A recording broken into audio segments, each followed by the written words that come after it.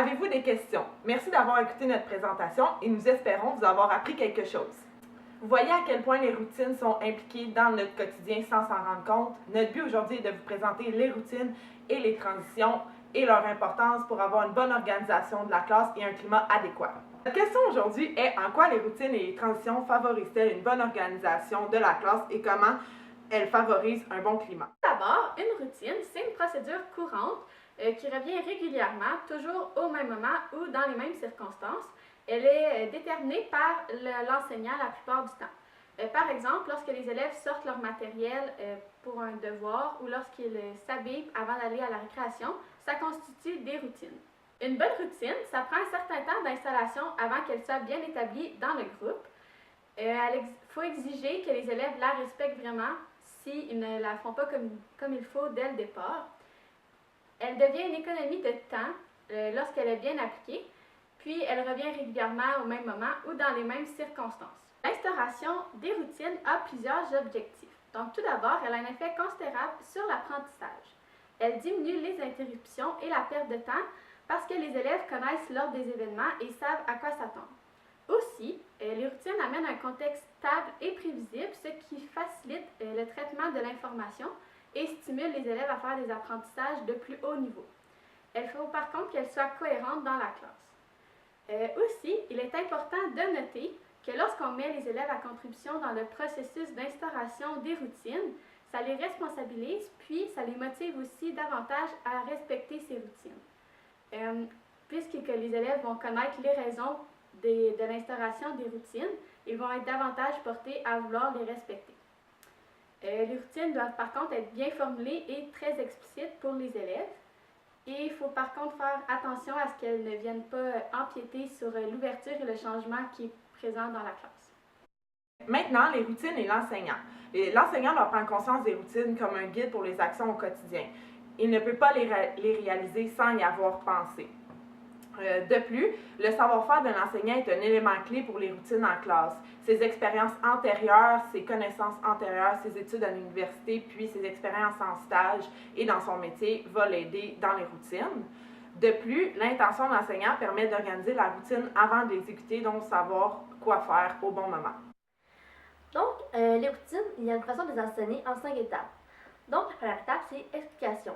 On va expliquer aux élèves pourquoi on instaure une routine et la routine en général. Ensuite, à la deuxième étape, démonstration et modèle, on va expliquer la routine en étapes pour s'assurer que chaque étape soit bien comprise par les élèves.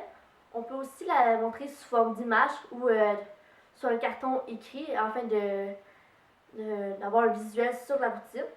Et le modèle, on va prendre des exemples avec les élèves et on va la montrer à l'ensemble du groupe. Ensuite, à la troisième étape, répétition et pratique guidée, on va répéter la routine avec tous les élèves et on va pouvoir corriger au besoin. Ensuite, la quatrième étape, exécution autonome. Donc ça, c'est la routine qui va être faite de façon autonome par les élèves durant la journée au moment approprié. Donc l'enseignant, lui, va observer les élèves et va donner une rétroaction et il va pouvoir les encourager et les reprendre au besoin. Donc c'est ça. Et la cinquième étape, c'est révision et réenseignement.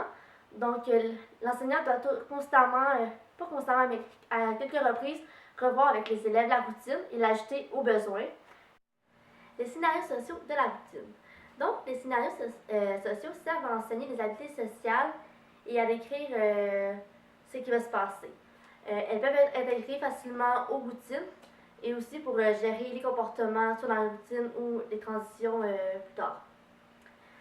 Aussi, les scénarios sociaux permettent de fournir des réponses au qui, quand, où, comment et pourquoi des élèves.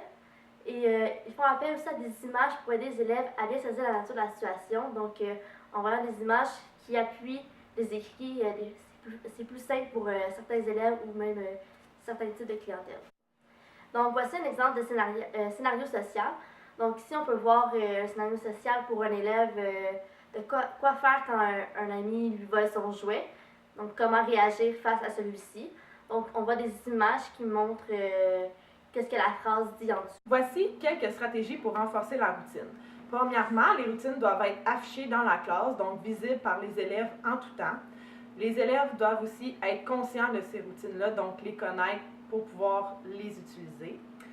Il faut aussi préparer les élèves à ces changements-là, les habituer à ces routines-là pour qu'elles soient effectuées au quotidien. Puis, on peut prendre des mesures spéciales aussi pour les récréations et les périodes du dîner au besoin. Finalement, pour une bonne construction des routines professionnelles, l'enseignant doit être en mesure d'énoncer les savoirs procéduraux. Donc, il doit être en mesure de concrétiser les actions et il doit être aussi en mesure de modifier les routines au cours des incidents rencontrés si quelque chose ne fonctionne pas. Maintenant, je vais vous parler des transitions. Enfin, une transition, c'est un passage d'une activité à une autre. Donc, ça peut être soit un changement de cours, de matière, d'aller à la période du dîner ou de la fin des cours. Donc, ça peut être un peu n'importe quoi. Il y a 3 moments importants dans la transition. Donc, le premier, c'est l'ouverture d'un enseignement. Dans le fond, c'est au début du cours. Ça permet de créer un climat propice à l'apprentissage. Puis, l'enseignement devient meilleur lorsque l'attention est complètement dirigée vers l'enseignant et puis vers l'apprentissage. Puis, pour avoir une ouverture d'enseignement propice, dans le fond, il faut un aménagement spatial préparé en avance. Donc, tous nos trucs sortis pour ne pas avoir à chercher durant le cours. Puis, accueillir l'élève d'une façon à ce qu'il sente la bienvenue dans la classe.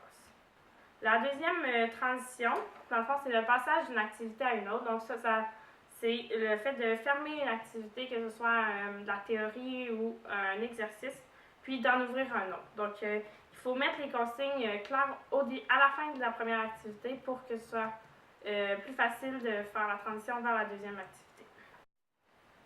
Puis finalement, la troisième transition, c'est la fin d'une situation d'enseignement. Donc, c'est le dernier moment propice à avoir l'attention des élèves. Donc, pour une bonne clôture, il faut réviser les notions, amener les consignes pour le devoir, puis annoncer le sujet, puis le matériel nécessaire pour le prochain cours. Ensuite, il y a 3 habiletés essentielles pour gérer une transition.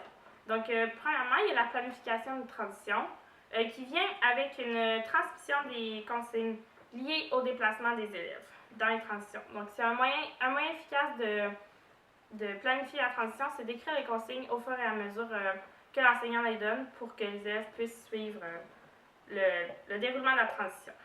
Ensuite, la deuxième habileté essentielle, c'est de maintenir un rythme régulier en classe. Donc, il faut réduire au maximum les interventions non obligatoires de l'enseignant, puis réduire aussi au maximum les comportements indisciplinés des élèves pour assurer le bon déroulement de la transition. Puis finalement, la troisième habileté essentielle, c'est de prévoir la durée et les moments de transition. Donc dans le fond, c'est que le temps varie selon la longueur de la transition, puis elle varie aussi selon l'ampleur des changements. Donc par exemple, une transition courte, ce serait un tour de parole, donc les élèves lèvent la main et interagissent entre eux. Puis une transition longue, ce serait un changement d'activité.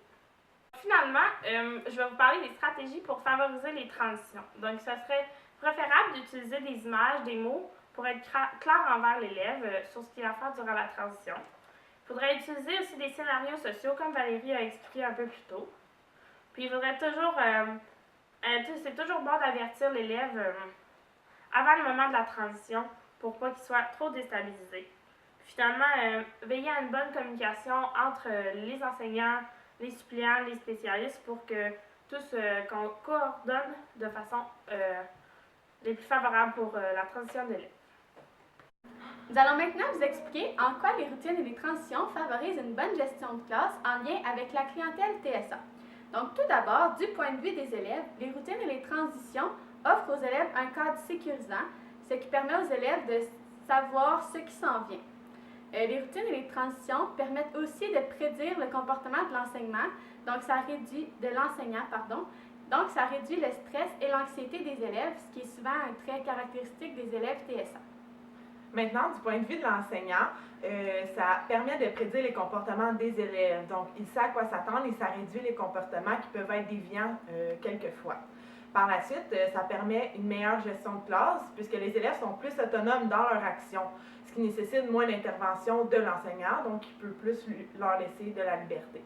Maintenant, on va vous parler de la clientèle de troubles de comportement avec les routines et transitions. Donc, du point de vue des élèves, ça offre un cadre rassurant, clair et ferme. Puis, ça permet aux élèves de savoir où ce qui s'en vient durant le cours. Puis, finalement, ça organise leurs apprentissages.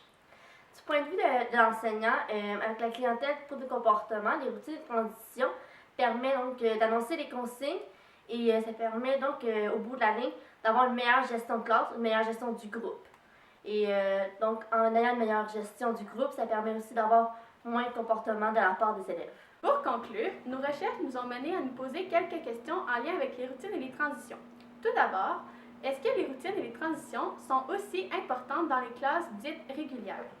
Par la suite, la deuxième question qu'on s'est posée est: les routines et les transitions sont-elles aussi pertinentes au secondaire? Merci d'avoir écouté notre présentation.